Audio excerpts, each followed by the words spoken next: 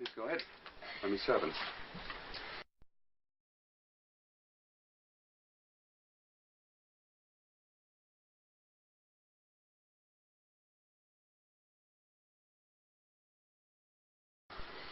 Well, we've done 3 videos for the album. We did one for a song called All Lips Go Blue, another one for a song called Into the Night, and then for Tears on Tape as well.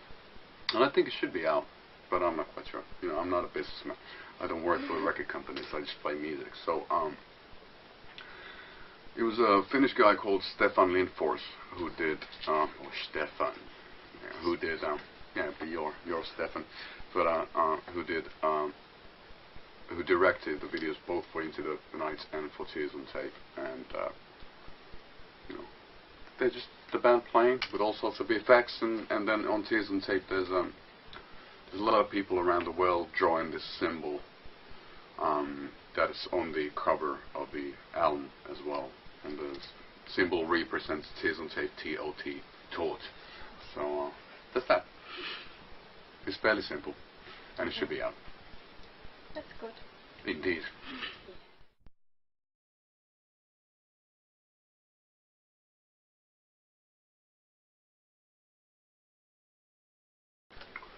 Well, I think we do repeat ourselves musically. Of course it happens, you know, where, you know, I'm a songwriter, we have a band, everybody has their own way of playing their instruments. And I can't all of a sudden change my voice into, you know, farinelli, you know, to do like any operas, you know, high up there somewhere. But,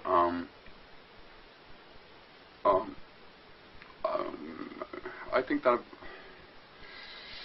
writing a song is always different, and the process of creating a song happens always so very differently that it makes the song different too. So there's no way, even, you know, if you think, you know, in the, you know, other way around, I would say that wouldn't, you know, if we could have, we would have probably written Join Me in Death like 100 times, because it was a big hit. So who doesn't want a hit? It would be great. You know, I'd be like, be laying down in money. You know, I'd be rich as fuck, like Dieter Bohlen. And, but no, it doesn't happen like that. You know, you write what's in your heart, and that's what comes out. And at times it's reminiscence of something you've done in the past, and at sometimes it's something totally different. Tough to say. That's what we're here to try to figure it out. Yeah, yeah.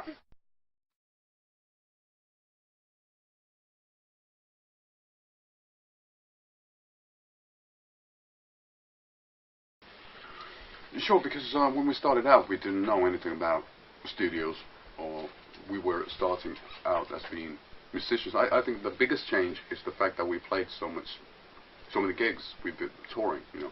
When we started out before, or let's say when we went into the studio to record our first album, we had maybe played 20 gigs.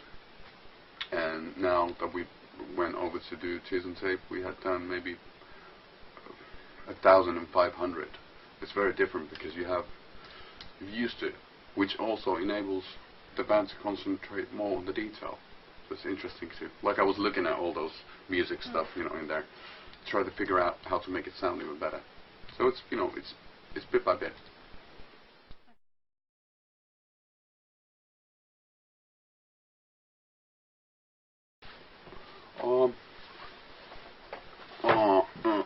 There's a song called All Lips Go Blue. That's probably the one, since that was the first one we got together, I think. The first song that kind of opened up the floodgates to the rest of the album. But then again, I don't know, I like it all. And at the end of the day, you know, it's like, I think that today is going to be important since we're going to be playing the new material live, so that will give new dimension, or dimension, tomato, to the songs. So we'll see. We'll see.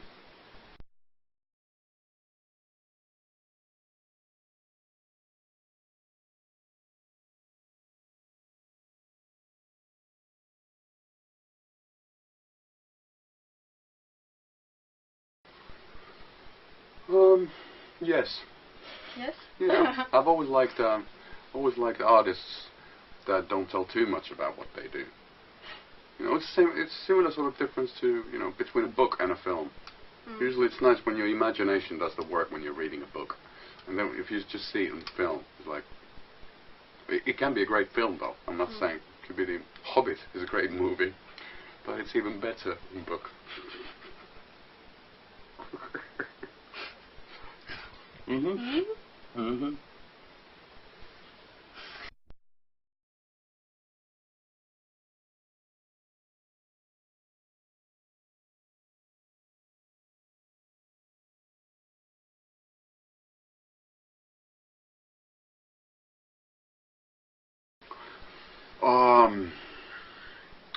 I think it's always good to be a bit nervous.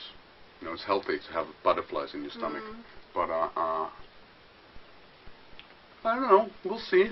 You know, we know that the gig is sold out, so it means that there's some people who still care for us. So the place is not going to be empty, which is great. And we'll see. You know, we haven't played or toured with the band in a while, and now we're playing a different kind of a set, and it remains to be seen how people are going to react to it. We don't know in advance, and that's the kind of like the cool thing about it as well. We can fail, or we can succeed, or hopefully, you know, get into the grey area somewhere in between. So have to stay when we haven't done the gig yet. We'll be wiser in not too many hours.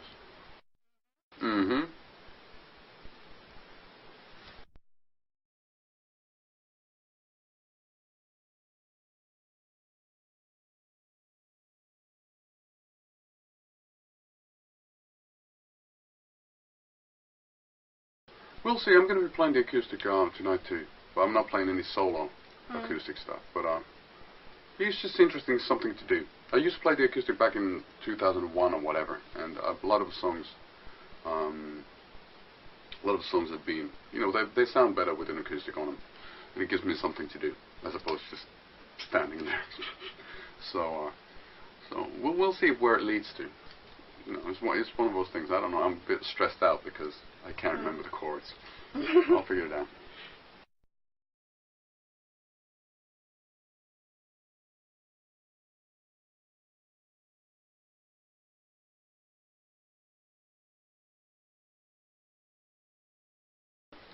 No, it's not annoying. I think that's nice that there's people. You know, it'd be terrible if there wouldn't be anything.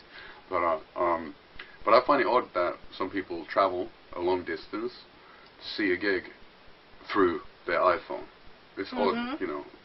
I understand if you're taking pictures. I do understand that. But it's an old school thing, like having a camera and taking a snapshot. That's fine. But actually, people just like looking at their little tiny screen when the band is actually playing there live. That's odd for me. Well, it's odd, you know. I don't mind, but you know, I like the old school, like Lighters, you know, ballad, and people actually enjoy, you know, the gig. But I don't fucking know, because it is crazy. Yeah, you're right.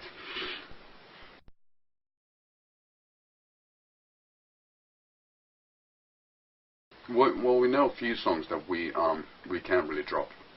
Just songs like Join Me There. It would be stupid if we want to play. There's songs like Writing in My Arms, The Funeral of Hearts, Buried Alive by Love, Rip Out the Wings of a Butterfly. There's a few songs of each album that have been the kind of like the ones that people know. So I think it's important to play those, and then to inject the set with a bit more unknown numbers. We're doing, I think, 4 songs tonight. We're playing All Lips Go Blue, Tears and Tape, Into the Night, and Hearts at War. Then we're playing from the old material, but we're going to do Passion's Killing Floor from Venus Dune. And then we're doing Sleepwalking Past Hope from Venus Dune that lasts more than 10 minutes. And It's All Tears and Your Sweet 666 from our first album. I guess that's pretty much it. So I think it's important to have, like, you have the stuff that you think that people know, and then just, like, fuck it up in between. You know, have something odd and crazy happening in between that. Do Wicked Game too, obviously. Cannot play Wicked Game.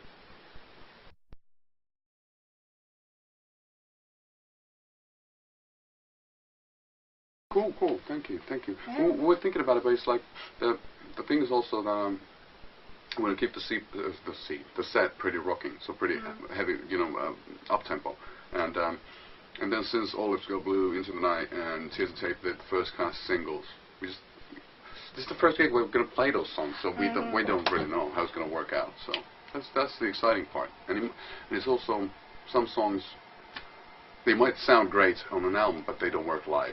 And then some songs that are not as great on the album might be great live. And now we're trying to figure it out, but we can't figure it out without an audience. So we have to see how people react to it. That's that.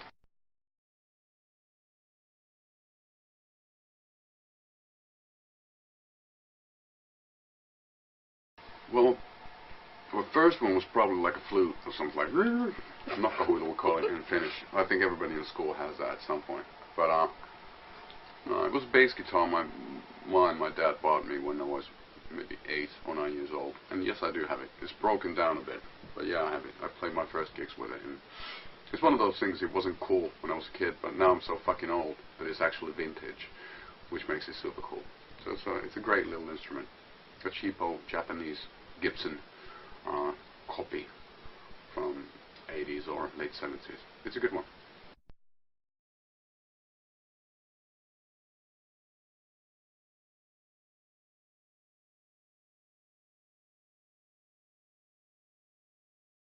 Oh, what I would want to wipe out myself. You know, I don't know. You know, I'm not spending my time on the internet that much. Oh, that's You know, good. you know, when I do, I'm checking out some like, you know, musical instrument stuff. But there's always rumors, and especially because of the internet, there's so many people can be anonymous. They don't have to use their own names, so they're able to put whatever in there, which is kind of the good thing, and at the same time, it's the bad thing. So you can't believe anything you read these days anymore. It's impossible because there's no censorship. No, you know, it's just filled with shit information, most of it. So no more the rumors, the better. I think it's good to have stories flying about.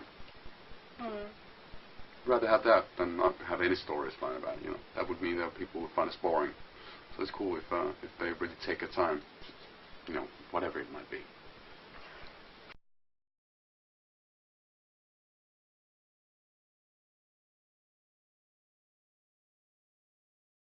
I never had a plan when I, you know, had my first tattoo, and I still don't. So it remains to be seen. There's a couple of things that'd be nice to get. I can't remember what they are at the moment, but I had like a list somewhere.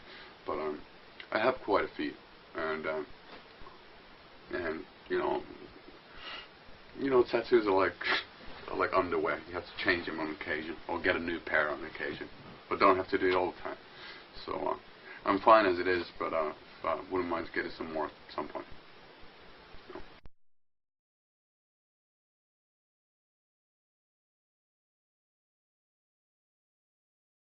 Which one? That one? Here. Oh, just like a hologram sort of thingy. Besides on this hologram. Besides that, the O with umlauts. Yes. It's double O with umlauts means night in Estonian. And we have a band with my little brother called and so I'm the other and he's the other. So he's planning on to get it tattooed at some point. And then in one of the umlauts, there's a minus, which is for because we took the tattoos the day after Peter Steele died from type O negative. So that's my tribute to the great late Peter Steele. Which is the thing, we did that in Seattle. And Miguel had actually a big the type O negative symbol tattooed on his arm here. With big fans. Oh, cool. Thank you once again. It was Lovely. a short interview. Wonderful. So see you later tonight then, right? Yes.